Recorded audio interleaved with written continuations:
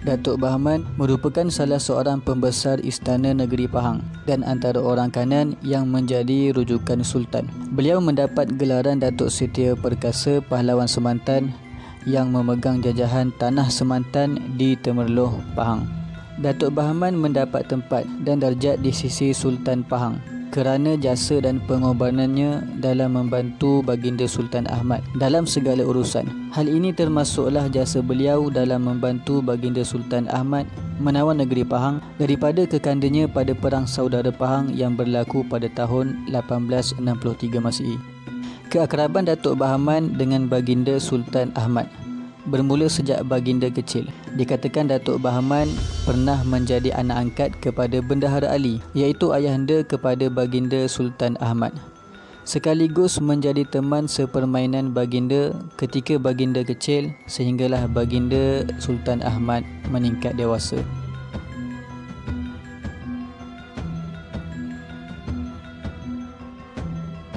Di dalam Hikayat Pahang diceritakan oleh Sahibul Hikayat pada fasal yang ketiga, dengan takdir Allah Subhanahu Wa Taala, peredaran dunia negeri hendak pun rosak. Yang Maha Mulia Datuk Bendahara Seri Maharaja Ali datanglah geringnya. Di dalam 1 bulan lebih kurang, sangatlah ia hendak berjumpa dengan paduka anakandanya Engku Muda, iaitu Wan Mutahir. Dijemput beberapa kali tetapi tiada datangnya. Putera-puteranya semuanya hadir dan ialah Engku Muda sahaja tiada. Maka pada masa gering itulah Datuk Bendahara memanggil puteranya Tun Ahmad serta dengan Bahman disuruh dekat. Kemudian sabdanya Datuk Bendahara kepada Tun Ahmad, "Nganga mulut engkau." Lalu diludahkan ke dalam mulut anak kandanya Tun Ahmad. Kemudian sabdanya pada Bahman, "Nganga mulut engkau." Kemudian diludahnya pula. Kemudian sabdanya lagi, "Janganlah engkau bercerai dengan Tun Ahmad, hendaklah bersama-sama walaupun ke mana ia berada." Kemudian berlakulah kudrat iradat Tuhan, kembalilah Datuk Bendahara Tun Ali ke rahmatullah.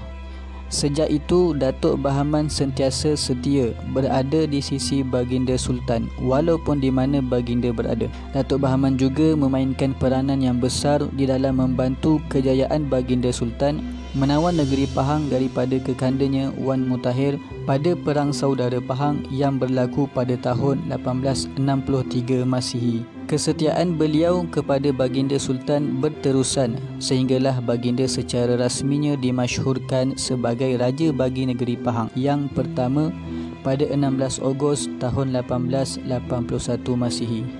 Jika sebegitu setia dan besar jasanya terhadap raja, lalu bagaimana Bahman dianggap sebagai si penderhaka?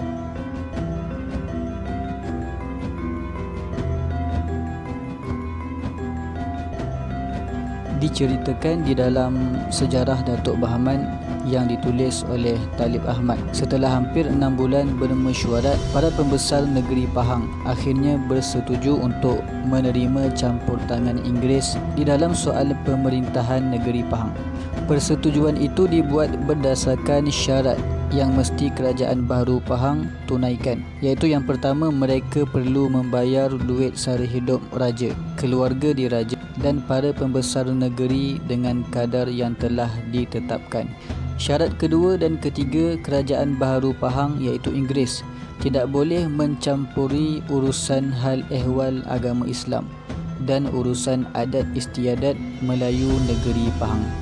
Diceritakan setelah syarat-syarat itu dipersetujui, maka baginda Sultan dan beberapa orang pembesarnya meminum air Yasin dan telah mengangkat sumpah antara satu sama lain supaya tidak ada di antara mereka yang berlaku khianat.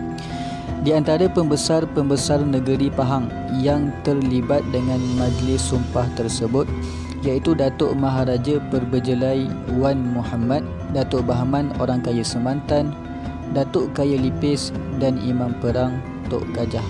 Maka pada tahun 1888 Masihi, Inggeris secara rasminya menjadi penaung kepada kerajaan negeri Pahang yang baharu.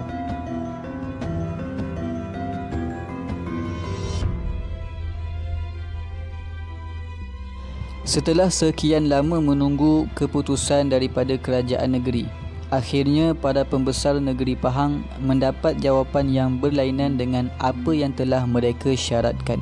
Pihak kerajaan negeri Pahang yang dinaungi oleh Inggeris tidak menepati janji mereka dengan menetapkan bayaran sara hidup pada pembesar menjadi kurang. Datuk Bahaman sendiri dan sahabatnya Imam Perang Tok Gajah tidak berpuas hati dengan keputusan yang telah diputuskan oleh kerajaan. Sudahlah dari awal lagi mereka tidak bersetuju dan mencurigai mengenai campur tangan kuasa asing di dalam kerajaan negeri.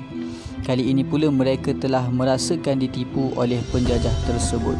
Walau bagaimanapun, mereka para pembesar itu cuba mengambil jalan damai dengan mengambil keputusan untuk menghadap raja dan berbincang dengan baginda.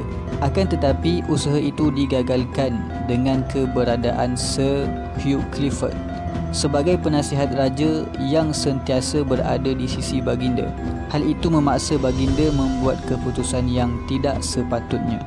Tambahan pula, si kafir penjajah itu berjaya menimbulkan fitnah dan mengapi-apikan antara raja dan para pembesar sehingga akhirnya pihak istana membuat keputusan dan mengisytiharkan bahawa dua orang pembesar tersebut, iaitu Imam Perang Tok Gajah dan orang kaya semantan Datuk Bahaman, dilucutkan jawatannya serta-merta dan dilabelkan sebagai penderhaka.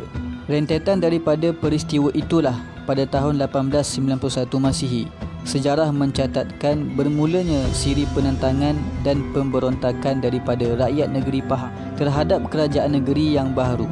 Ia dicetuskan oleh dua orang pembesar istana sendiri yang juga merupakan pahlawan terhandal di negeri itu, iaitu Imam Perang Datuk Indra Gajah dan orang kaya setia semantan Datuk Bahaman.